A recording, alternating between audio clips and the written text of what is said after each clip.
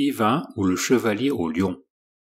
Yvain ou le chevalier au lion est un roman de chevalerie écrit au XIIe siècle par Chrétien de Troyes. Résumé. Chapitre 1. Le roi se retire pour se reposer.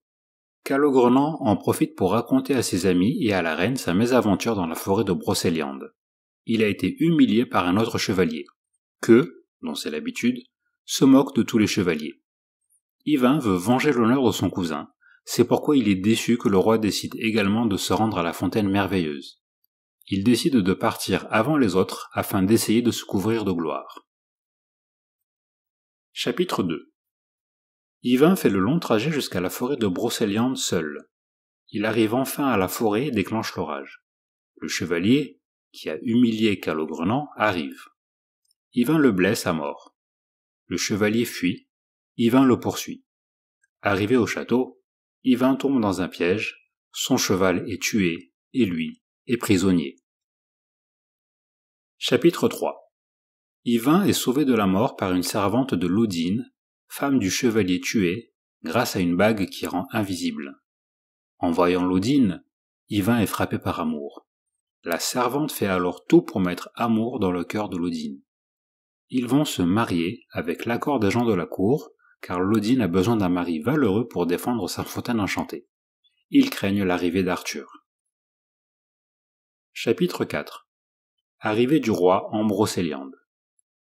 Yvain ridiculise que Gauvin devient le chevalier de Lunette. Gauvin a réussi à convaincre Yvain de ne pas devenir un chevalier lâche en restant près de sa femme. Laudine accepte son congé mais lui donne un délai d'1 an. Après cela, il n'y aura plus qu'un entre eux. Elle lui confie un anneau protecteur afin que lorsqu'il pensera à elle, il sera invincible. Chapitre 5. Yvain part pour participer à des tournois avec Gauvin. Il oublie son rendez-vous avec Laudine. Une de ces dames vient récupérer son anneau. Yvain en devient fou. Une autre dame le découvre nu et le soigne de sa folie grâce à un onguent. Elle n'a pas respecté les prescriptions de sa maîtresse pour l'onguent. Yvain est guéri, il a retrouvé la raison. Chapitre 6. Yvain, totalement rétabli, venge la dame de Noroison en massacrant l'armée du comte allié et en faisant celui-ci prisonnier. Yvain ne veut pas épouser celle-ci et n'accepte aucune récompense. Il quitte seul le château. Chapitre 7. Yvain parcourt la forêt. Il rencontre un lion attaqué par un serpent cracheur de feu. Yvain tue le serpent. Le lion, reconnaissant, reste avec Yvain afin de le servir et de le protéger. Chapitre 8. Yvain tombe évanoui quand il retrouve la fontaine de Laudine. Lunette a été faite prisonnière et est destinée au bûcher à cause de lui. Il a fait du mal à sa maîtresse et elle l'a aidé.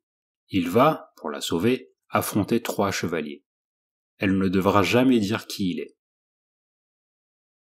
Chapitre 9. Yvain arrive dans un château détruit. Il apprend que le seigneur de celui-ci, beau-frère de Gauvin, est humilié par Arpin de la montagne. Il promet de l'aider si le temps le permet. Il tue le géant.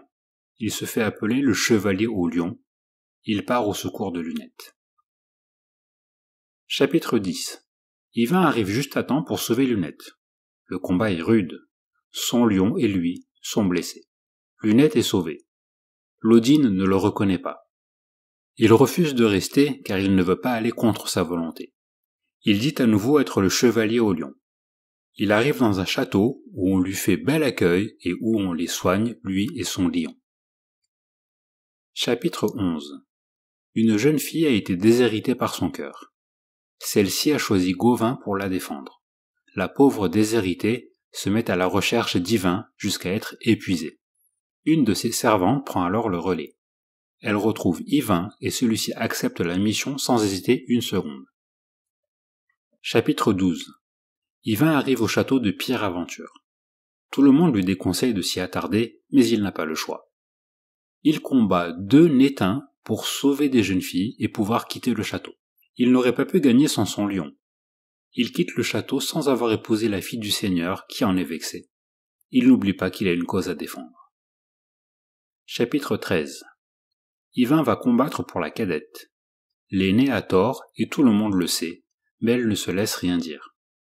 Gauvin et Yvain combattent toute la journée, rudement, sans se reconnaître. À la fin de la journée, aucun ne s'est imposé. Ils se reconnaissent alors et se disent tous deux vaincus par l'autre. Le roi tranche alors en faveur de la cadette. Yvain retrouve son lion, et Gauvin et lui sont soignés par les meilleurs médecins. Chapitre 14. Yvain ne peut pas être heureux sans Laudine, il veut la reconquérir. Lunette fait jurer à sa dame de tout faire pour réconcilier le chevalier au lion avec sa dame sans savoir qu'il s'agit d'Yvain.